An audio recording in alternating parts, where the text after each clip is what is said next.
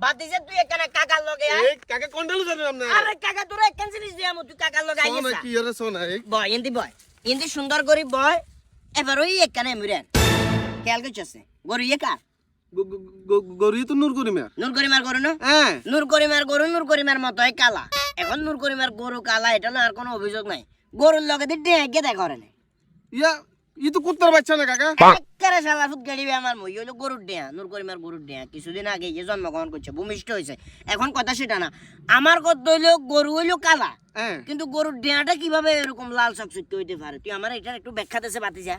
ব্যাখ্যা বলতে কালা সাদা কাকা কেনে হ্যাঁ নে না টাস্কি মারিও না বাতি যা শুনো নূর করিমার যেমন চরিত্র খারাপ নূর করিমার গরুর চরিত্র খারাপ অন আই যদি কই এলাকার মানুষ আর হলো কানা কষা শুরু করবো কব নূর করিমার লগে বেজাল আহিলে বলে শত্রুতা আমি করি এটা তো খোদ হইছে এখন আরিফ পানে আচ্ছা বাতি যা চল আন্ডা আরে ওইছান কাজ আছে দেখছেন না কাজ আছে বিজ্ঞানী সেলিম মধ্যে লাগছিলেন আপনি কেন বিজ্ঞানী সেলিম এই দেখছেন কেন দুধ খারি গিয়ে দেখছেন আরে কাকা চিন্তা ভাবনা আপনার নেগেটিভ মানে আপনার মানুষটাও নেগেটিভ আর চিন্তা ভাবনা নেগেটিভ দূর বাবা আপনার লজিক হুনুনটাই সারবো আমি